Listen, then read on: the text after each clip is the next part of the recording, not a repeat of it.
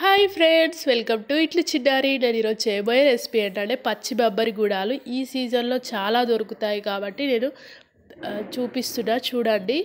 పచ్చి బొబ్బర్లను first of all తీసేసుకొని పుచ్చులు ఏమన్నా ఉంటే సైడ్కి పెట్టేసాడు, పైన పైన అర్థమవుతుంది కదా. తర్వాత క్లీన్గా కడుక్కొని ఇంకో బౌల్లోకి షిఫ్ట్ చేశాను. చూడండి, షిఫ్ట్ చేస్తున్నాను. ముందుగా నా ఛానల్ సబ్స్క్రైబ్ చేసుకోకపోతే చేసుకోండి. తర్వాత నేను ఆ బొబ్బర్లను అందులో వేసేసి, నేనైతే 1 కేజీ తీసుకున్నాను బొబ్బర్లను. తర్వాత సాల్ట్ వేస్తున్నాను. సాల్ట్ అయితే నేను 1 స్పూన్ వేసుకున్నాను, మీరు తగినంత వేసేసుకోండి. తర్వాత నేను ఆ పచ్చి బొబ్బర్లను మునిగేలాగా వాటర్ పోసాను.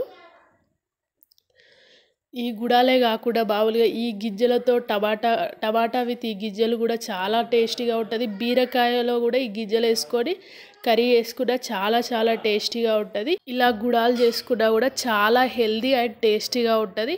చూడండి, నేను ఈ పచ్చి బొబ్బర్లు మునిగేలాగా వాటర్ పోసేసి మూత పెట్టేశాను.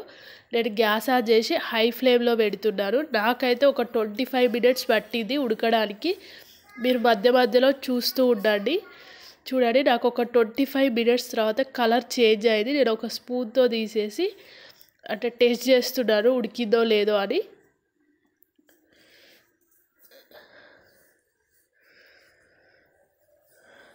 నాకు చూడండి, చేతితో ప్రెస్ చేస్తే అయితే మెత్తగా అయిపోయింది. సో ఉడికాయి.